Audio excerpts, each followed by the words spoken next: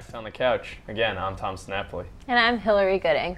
We are so honored to have a president among us. President Brandon Rush of the Rowan Society of Automotive Engineers is here on the couch. Joining him is their vice president, Matthew Leonici. Sorry guys. Could you tell us all about your club? We're really interested about it. Sure. So we're the Rowan Society of Automotive Engineers, and we specialize in educating students about off-road racing and automotive engineering in general.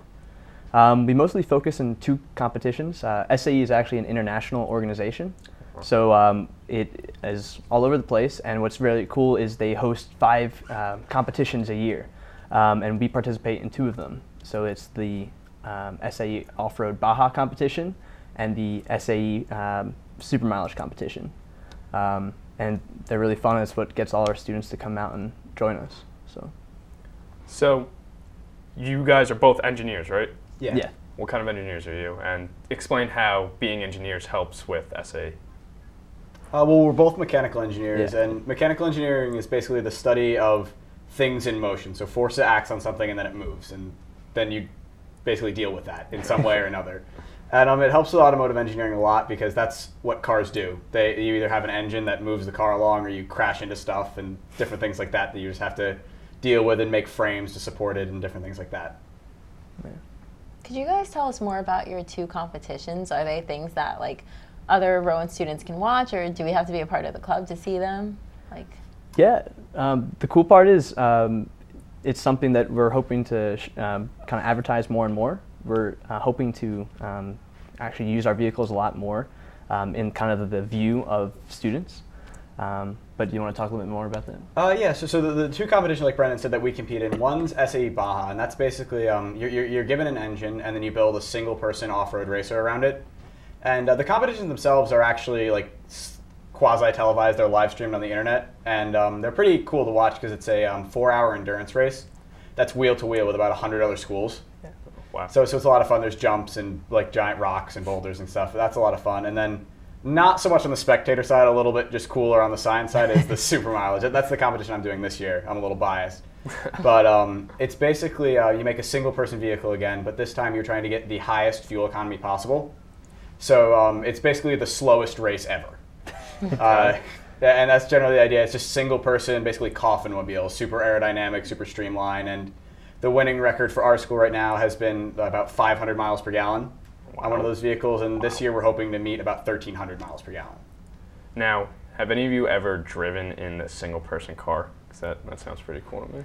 Yeah, we both have. Yeah, we both have. We were both lucky enough to be the drivers for the main competition last year. So I was lucky enough to be in the 4-hour endurance race through the mud down in Alabama, and that was so much fun.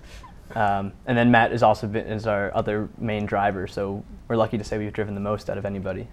So. That's so cool. Yeah. As engineers, are you guys more like excited about building the vehicle, or do you guys get really excited about driving it? As much as we might try and say building, to be honest, it's driving for me at least. Yeah, no, I'm in the same boat. You know, there's something. You know, it's nice. It's really satisfying to do such a long-term project and actually have something you can like touch and see and move around in. But you know, flying around, over rocks and stuff and passing people at like 30 miles an hour is great. Yeah. Now, you mentioned the fuel economy. How exactly do you rate that, and are the rulings going to be up to date, with the whole Volkswagen kind of maneuvering in the wrong direction with their lies? Are people going to be able to feel that out if someone's, misinterpreting it? Yeah, so it's measured. So basically, you're given a limited amount of fuel, and then you do a certain amount, about 10 miles, and then your fuel's reweighed, and that's checked in. It doesn't address emissions at all. Yeah. Because generally, once you start adding that stuff in, it takes like the dollar value of the cars like way up, and it would make schools that don't have huge like corporate sponsorships unable to compete. Yeah. So I have this like vision in my head of like the kart races, and they're like going around and they have this huge team. Like, how many people work on your cars and actually like get the whole thing going? Is it like your whole club, or do you guys just have a specific amount of people? Well, the neat part is we're actually more than just a club organization. So as a part of the race team, we have a huge network of underclassmen who are our kind of workforce, and that's where the club comes in.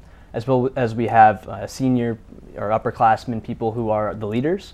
But the real core of the team and the people who are designing it, they actually take it as a class in the mechanical engineering department.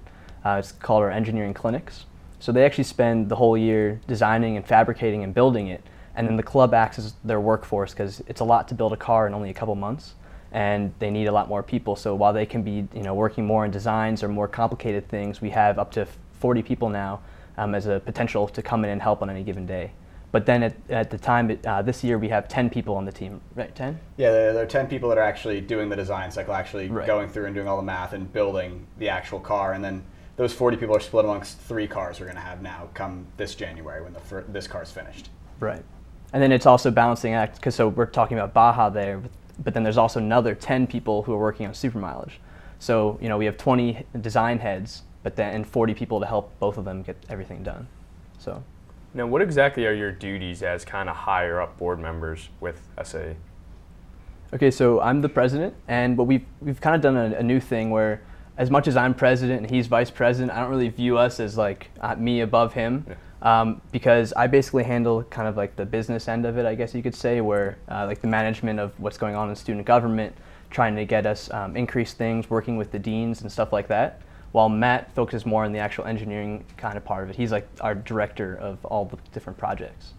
So. Yeah, in addition to the cars, we also do, there's pumpkin chunkin' coming up this fall. I know you guys come out and film that, which is really cool. It's Rowan University hosts a bunch of other schools and high schools from around the area, and we sling pumpkins at targets. So that's a lot of fun. Yeah. We do that, and then there's a weed whacker bike race at Philly U, which is kind of like an off-season thing for the Baja teams. You get a bicycle from a junkyard and then strap a weed whacker motor to it and race them across the campus of Philly U. Right. So Matt gets everything actually done, and I just try and think of new things we can get involved with, if you kind of simplify it. Yeah. So. Is this a club that people can still join? Because it sounds really interesting. And is it available to people who aren't engineering majors who just think it's a cool thing to do on the side? Yeah, absolutely. Yeah, totally. And especially because being an SGA or chartered organization, you automatically have to be open to everybody. And at the same time, we actually love having people from outside our friend groups or engineering, because you get new ideas, you get new experiences. Like this year, we've had a few people come in who are just mechanics on the side, and they're not even engineering majors, but they're here kind of having fun and learning. So we love that. It's a different mix of people.